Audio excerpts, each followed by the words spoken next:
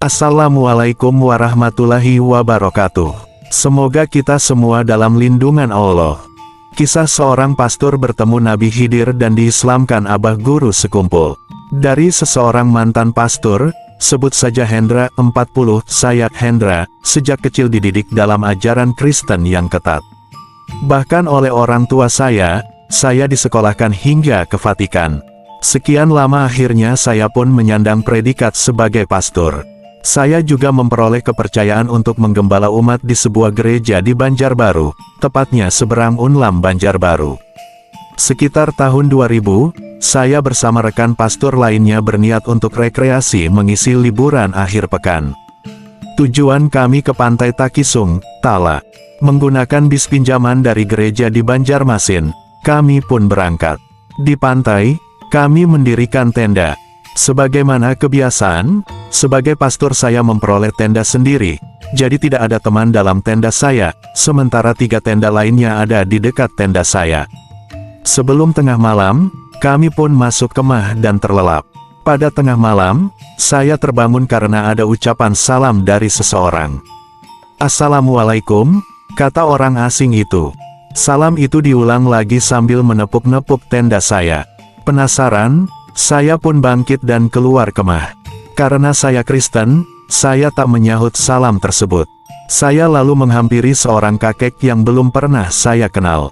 Ia memakai jubah berwarna hijau dan bolang juga berwarna hijau, janggutnya hitam namun ada kombinasi putih di bagian ujungnya.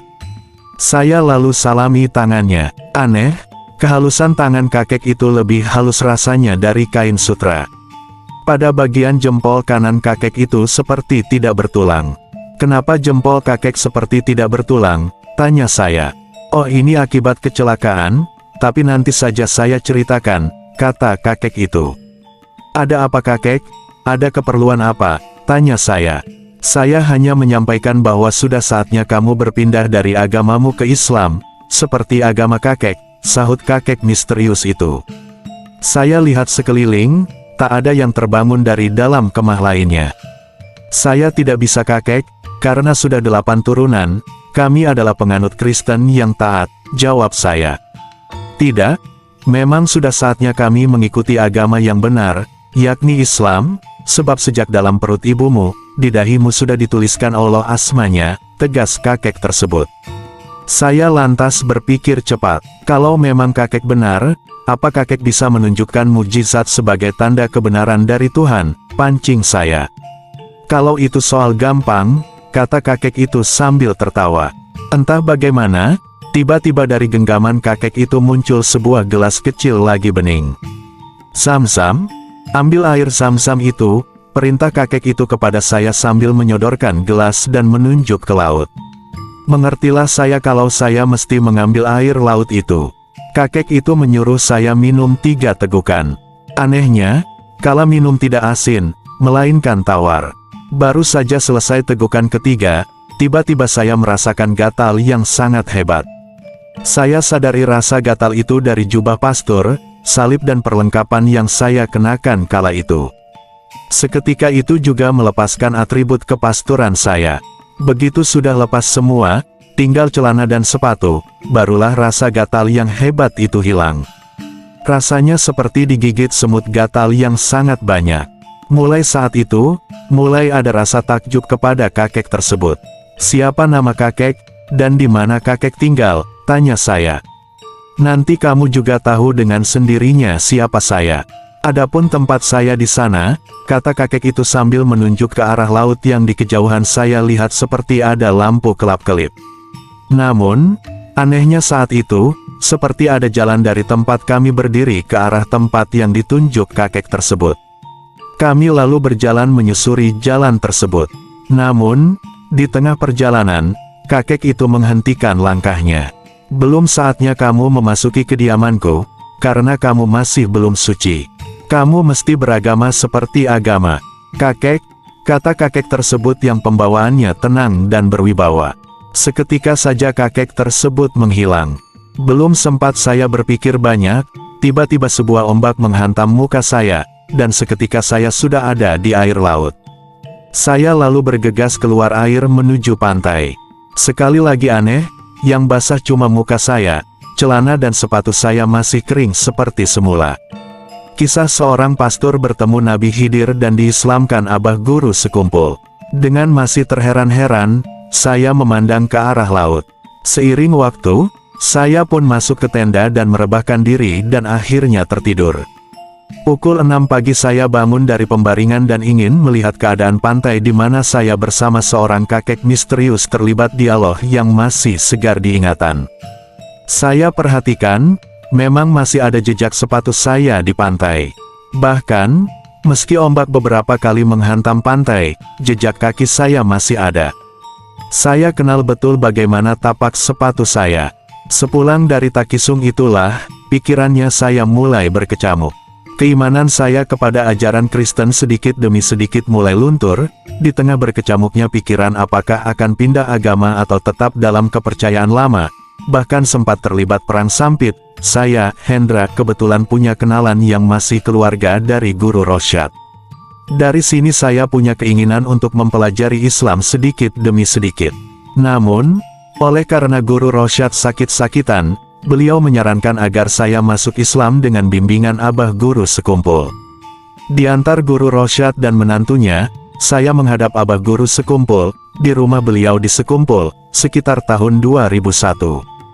Kisah seorang pastor bertemu Nabi Khidir dan diislamkan Abah Guru sekumpul. Begitu melihat saya, Abah Guru sekumpul berkata, "Masih sajakah mencium secara tajam?" Saya kaget karena beliau langsung tahu kalau saya bisa mencium bau suku tertentu. "Tinggi," kata saya, "ibarat kebun binatang, perut kamu berkumpul banyak binatang," lanjut Abah Guru sekumpul. Dan memang, karena saya bersuku Dayak, dan masih bercampur dengan kepercayaan Kaharingan, ajian atau untalan apa saja sudah pernah masuk ke dalam perut saya. "Kalau ingin berislam, kamu mesti dibersihkan dahulu," kata Abah Guru sekumpul. Saya manut saja, ketika beliau menyuruh saya mengambil air minum di dapur. Beliau menyuruh saya meminum air tersebut dan beliau lalu menepuk pundak saya. Seketika saya merasa mulas dan muntah-muntah.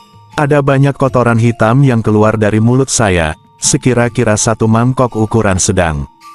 Setelah beliau merasa sudah habis semua yang jelek-jelek dalam perut saya, kemudian beliau menyuruh saya berwudu dan kemudian diislamkan dengan cara dituntun oleh beliau 2 kalimat syahadat yang saya ikuti dengan pelan. "Asyhadu an la ilaha illallah, wa asyhadu anna Muhammadan Rasulullah," ucap saya mengikuti. Begitu selesai pengucapan dan disahkan oleh hadirin, plonglah sudah rasa di hati. Selesai acara pengislaman saya kembali bercengkrama dengan Abah Guru sekumpul.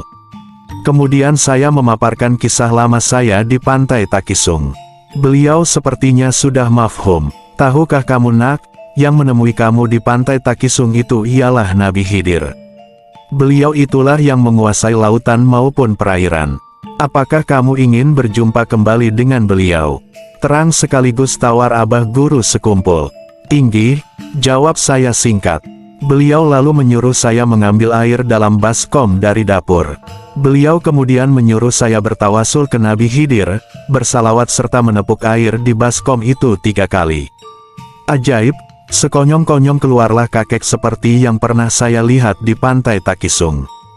Kakek yang adalah Nabi Khidir itu muncul sepinggang dari permukaan air baskom. Saya cuma kagum tak bisa bicara. Abah Guru sekumpul saya lihat menunduk dan mengangguk 3 kali. Sekejap kemudian, Nabi Khidir sudah menghilang. "Nak, tadi beliau berpesan agar kamu benar-benar dalam beragama Islam. Ibarat sekarang sudah diberi lembaran kertas putih, jangan sampai dibikin kotor lagi," kata Abah Guru sekumpul. Saya, Hendra, mengingat betul pesan Nabi Khidir yang disampaikan melalui Abah Guru sekumpul. Abah juga menyampaikan nasihat tambahan. "Nak, bila kamu sudah Islam kemudian menjadi kaya raya, berarti Islam kamu tidaklah benar-benar. Namun, jika nanti kehidupanmu sulit dan susah, maka berarti kamu sudah beragama dengan benar. Sebab Allah berkehendak menguji keikhlasan kamu mengikut agama yang hak ini," papar Abah Guru sekumpul. Saya hanya bisa menganggukkan kepala seraya berkata, "Inggih Abah." Beliau kemudian berdoa memohon kepada Allah semoga saya ditetapkan iman dan selamat dunia wal akhirat untuk bisa berkumpul dengan beliau kembali di akhirat.